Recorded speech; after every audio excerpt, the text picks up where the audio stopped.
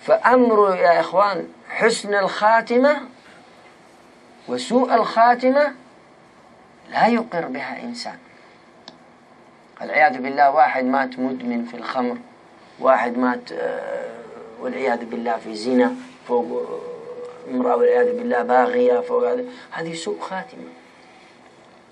ولكن أمرهم إلى الله، لا يستطيع أي إنسان أن يقول هذا في النار أو هذا في الجنة. أمر الجنة والنار عند الله سبحانه وتعالى، نحن لا نقول ذلك.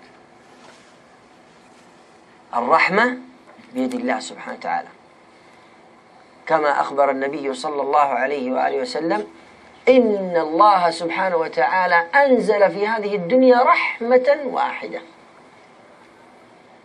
رحمة واحدة يتراحم بها الطيور ويتراحم بها الحيوانات ويتراحم بها الإنسان ويتراحم بها الجن، كل هذه أنزل الله سبحانه وتعالى رحمة واحدة. وادخر الله سبحانه وتعالى 99 رحمة ليوم القيامة يرحم بها العباد. فلا يستطيع إنسان أن يقول هذا في النار وهذا في الجنة.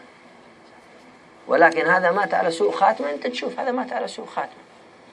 واحد مات في الجهاد في سبيل الله، هذا مات على حسن خاتمة، نسأل الله له الشهادة. هذا مات على سوء خاتمة، نسأل الله له الرحمة والمغفرة. ما نقدر نقول جنة والنار أمر الله سبحانه. الحين كثير في فلسطين، في العراق، في هذا يقول لك شهداء فلسطين، شهداء غزة، شهداء، ما تدري أنت. أمرهم إلى الله، نرجو لهم الشهادة. هذه يا أخوان لابد الواحد يكون يحط هذه مرة قاعدة.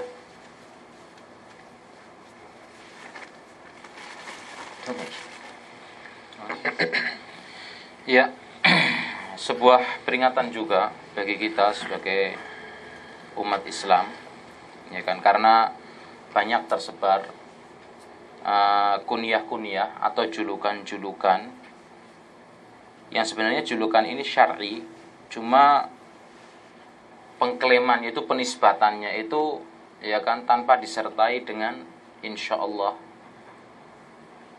ya kan.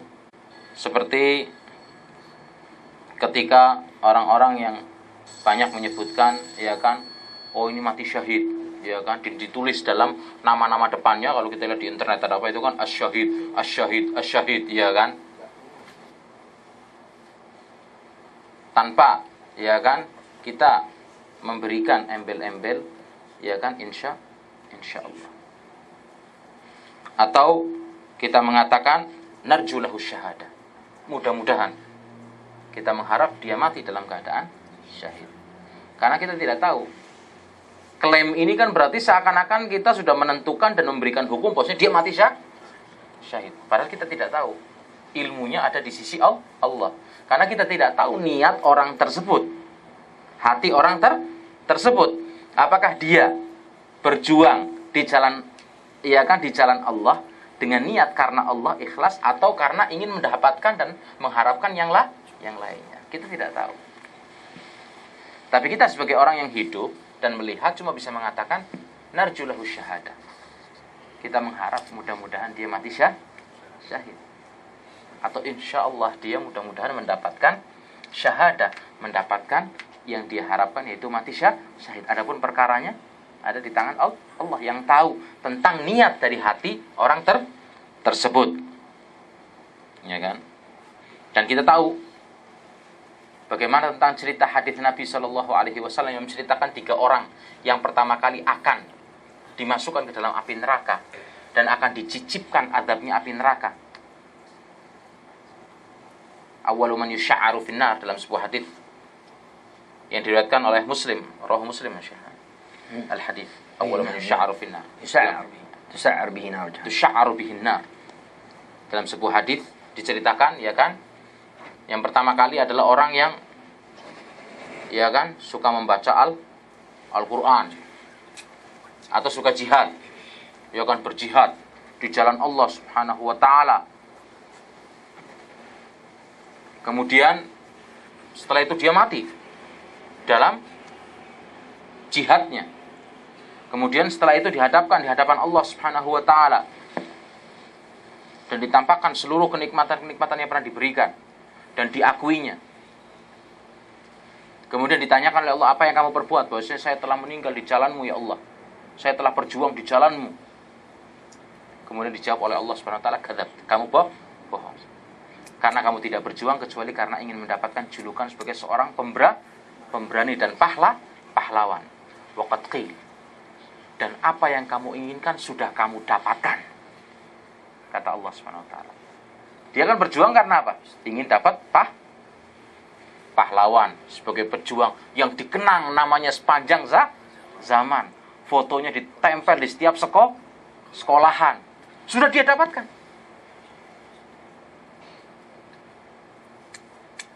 Dan disebutkan, ya kan, dan dinobatkan sebagai pahlawan. Bukan nasional lagi, internasional. Kata Allah, sudah kamu dapatkan. Waqad qil. Dan seluruh manusia sudah mengatakan bahwasanya engkau adalah pahlawan. Apa yang kamu inginkan sudah dipenuhi oleh Allah Subhanahu wa taala. Tapi menurut kriteria bukan Allah, karena dia berbuat bukan karena Allah Subhanahu wa taala. Kemudian Allah perintahkan untuk ditarik dan dimasukkan ke dalam api neraka. Kemudian orang yang membaca Al-Qur'an dengan bacaannya yang indah, suaranya yang merdu, ya kan, dengan diselingi tangisan-tangisan, ya kan, yang akhirnya menambah harunya suasana sholat, ya kan, dan yang lainnya pun ikut nangis, saut-sautan jerit, ya kan.